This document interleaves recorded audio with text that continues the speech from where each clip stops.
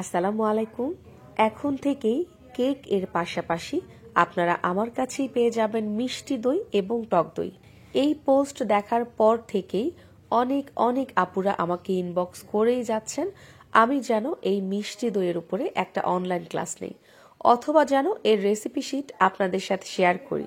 এই রমজান মাসে আপনাদের রিকোয়েস্ট ফেলতে না পেরেই আপনাদের জন্য নিয়ে আসলাম আমার এই পেইড ক্লাসের মিষ্টি দইয়ের রেসিপি। ভরপুর টিপস অ্যান্ড ট্রিক্স আপনাদের সাথে শেয়ার করব, যেন কোনো দিন আপনাদেরকে আর দই কিনে খেতে না হয়। চলুন তাহলে প্রথম টিপস শেয়ার করি। মিষ্টি দই তৈরির জন্য অবশ্যই মিষ্টি দই বীজ নিতে হবে, আর টক দই তৈরির জন্য অবশ্যই টক দই বীজ নিতে হবে। 1 লিটার দুধ দিয়ে আমরা এখন মিষ্টি দই তৈরি করব। 1 লিটার দুধের জন্য আমাদেরকে মিষ্টি দই নিতে হবে হাফ কাপ। এই যে আমরা মিষ্টি দইটা নিলাম, এটাকেই বলা হয় দই বীজ। আপনারা যখনই দই কিনবেন অথবা দই বাসায় বানাবেন, এভাবে হাফ কাপ দই তুলে রেখে দিবেন নর্মাল ফ্রিজে। নর্মাল ফ্রিজে কন্টেইনারে রাখলে 7-8 দিন ভালো থাকবে, আর ডিপ ফ্রিজে চাইলে 5-6 মাস পর্যন্ত সংরক্ষণ করতে পারবেন দই বীজের জন্য। এখানে নিয়ে নিলাম 1 লিটার ফুল ক্রিম মিল্ক। যারা প্যাকেটের দুধ নেবেন অবশ্যই ফুল ক্রিম মিল্ক দেখেই কিনবেন, আর আমি আমাদের খামারের গরুর দুধ নিয়েছি। এই দুধটাকে একটা বলক আসা পর্যন্ত আমরা জাল করে নিব। ময়রারা যেটা করে, একসাথে 40 থেকে 50 লিটারের মতো দুধ জাল করতে দেয় এবং সেটাকে জাল করে করে কমাতে কমাতে নিয়ে আসে একেবারে 15 থেকে 20 লিটারে। এবং এতক্ষণ সময় যে জাল করা হয়, সে লম্বা সময়ের মধ্যেই দুধটার কালার একেবারেই চেঞ্জ হয়ে যায়। আমরা যেহেতু এতগুলো দুধের দই একসাথে বানাবো না, এজন্য আমরা এটার কালার করার জন্য ক্যারামেল তৈরি করে নেব। দুধে একটা বলক চলে এসেছে। এখন আমি দুধটাকে অন্য একটা পাতিলে ট্রান্সফার করে নিচ্ছি, কারণ আমি এই পাতিলেই ক্যারামেল তৈরি করব। আজকে যে 1 লিটার দুধের দই বানাবো, 1 লিটার দুধের জন্য পারফেক্ট মিষ্টি আনার জন্য আমাদের লাগবে 1/3 কাপ চিনি, মানে 1 কাপের 3 ভাগের 1 ভাগ।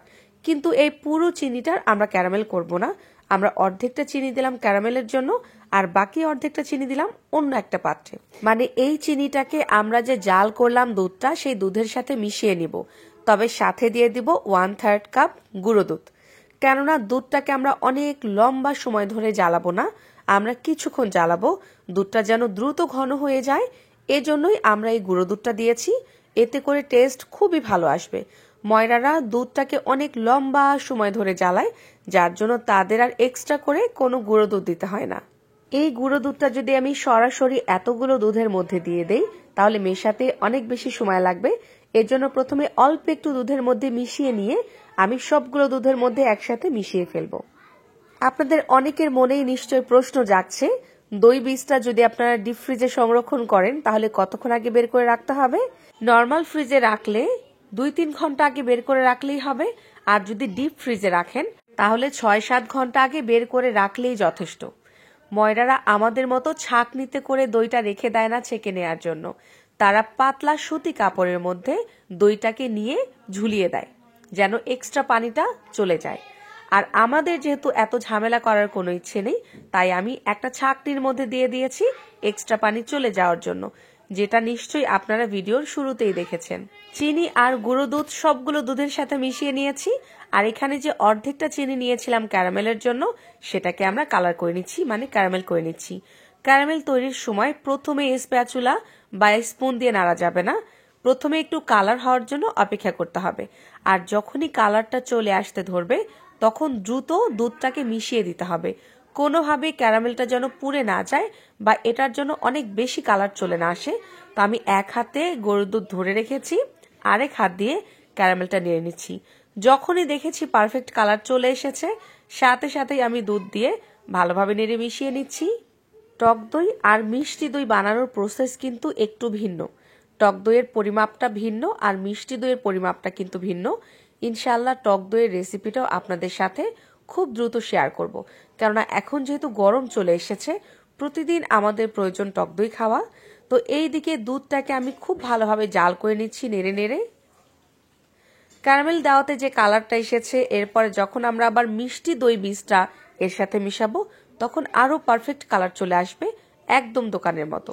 আর আপনারা যাকেই এই দইটা খাওয়াবেন, সে কোনোভাবেই বুঝতে পারবে না যে এই দইটা আপনি বাসায় বানিয়েছেন। এবং এই দইটার টেস্ট এত বেশি মজার, এত বেশি ভালো যে সবাই বাইরের দই কেনা বাদ দিয়ে আপনার কাছেই বারবার রিকোয়েস্ট করবে দই খাওয়ার জন্য। আমি আপনাদের সাথে কথা বলতে বলতেই অনেকটা সময় নিয়ে জাল করে নিয়েছি। এমনভাবে এই 1 লিটার দুধকে জাল করে নিতে হবে যেন এটা 1 লিটার থেকে হাফ লিটারে চলে আসে। এটা চোখের আন্দাজেই বুঝে নিতে হবে, অথবা আপনারা যেই পাত্রে দুধটাকে জাল করে নেবেন একটু দেখে নেবেন যে দুধটা কমেছে কিনা, তাহলেই বুঝে যাবেন। দুধটা আমার জ্বালানো হয়ে গেছে।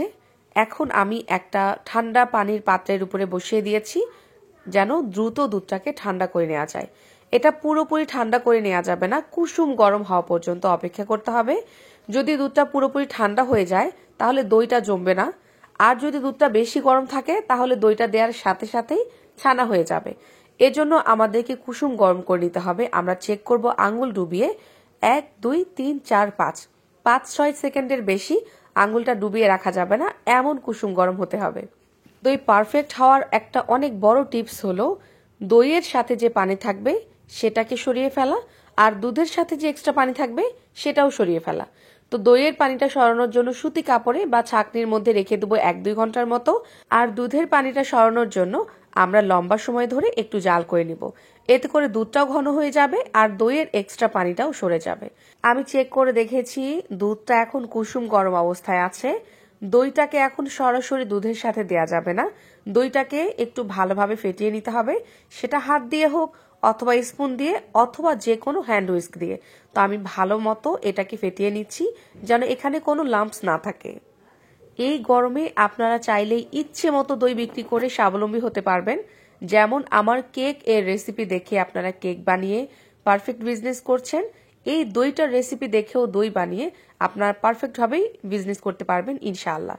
কিভাবে দই বিক্রি করবেন সেটা নিয়ে ডিটেলস থাকবে আমার একটি ভিডিও, যেদিন আমি ডেলিভারির জন্য বানাবো 1 টাইমের পটে, সেদিন আপনাদের সাথে সেই ভিডিওটাও শেয়ার করব।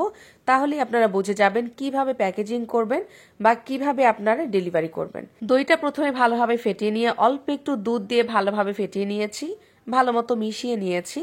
এবার একসাথে সবগুলো দুধের মধ্যে দিয়ে দিচ্ছি, আর দই যেটুকু বাটিতে লেগেছিল সেটাও ভালোভাবে নিয়ে নিচ্ছি। এখন এই হ্যান্ড হুইস্কটা দিয়েই দই আর দুধ ভালোভাবে মিশিয়ে নিয়েছি।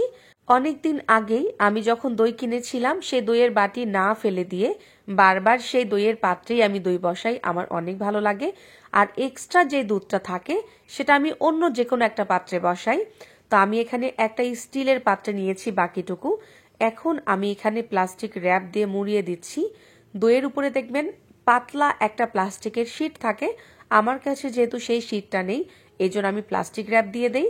আর স্টিলের যে বাটিটা আছে সেটার উপরেও আমি এভাবে প্লাস্টিক র্যাপ দিয়ে মুড়িয়ে দিব। অবশ্যই দইটা যদি আপনারা জমাতে চান শীতের দিনে প্রায় 10 থেকে 12 ঘন্টার মতো চলে যাবে বা 13 ঘন্টাও লাগতে পারে। আর যদি গরমের দিনে আপনারা দই বসান তাহলে 5-6 ঘন্টার মধ্যেই দই জমে যাবে।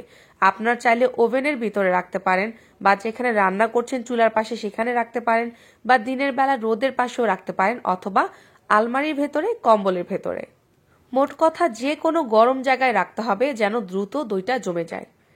আমি দই জমতে দিয়েছিলাম রাতের বেলা এবং পরের দিন এখন সকাল 11টা বাজে, যেহেতু এখনো পুরোপুরি গরম পড়েনি এজন্য আমাদের দইটা জমতে একটু বেশি সময় লেগেছে।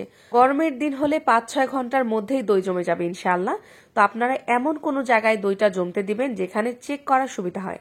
তা আমি প্রথমে স্টিলের বাটির দইটা আপনাদেরকে কেটে দেখাচ্ছি, এরপরেই মাটির পাত্রের দইটাও কেটে দেখাবো, কেননা দুইটাই একইভাবে তৈরি হয়েছে একই সাথে, তো দুইটাই কিন্তু সেম।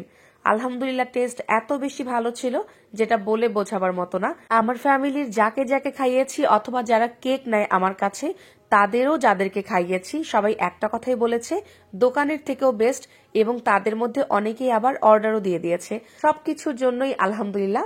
আমার কেক এর রেসিপি যারা ফলো করে পারফেক্ট কেক বানাতে পারেন, দইটাও অবশ্যই বাসায় ট্রাই করবেন আর ছবি শেয়ার করবেন আমাদের Facebook group Parveen's cook and ক্রাফটে। যারা নতুন এসেছেন আমাদের এই চ্যানেলে অবশ্যই আমাদের চ্যানেলটি সাবস্ক্রাইব করে পাশে থাকা বেল বাটনটিতে একটা ক্লিক করে ফেলুন। ভিডিওটি ভালো লাগলে অবশ্যই একটি লাইক দিয়ে দিবেন। যারা পেজ থেকে ভিডিও দেখছেন লাইক অ্যান্ড ফলো দিয়ে দিবেন। আল্লাহ হাফেজ।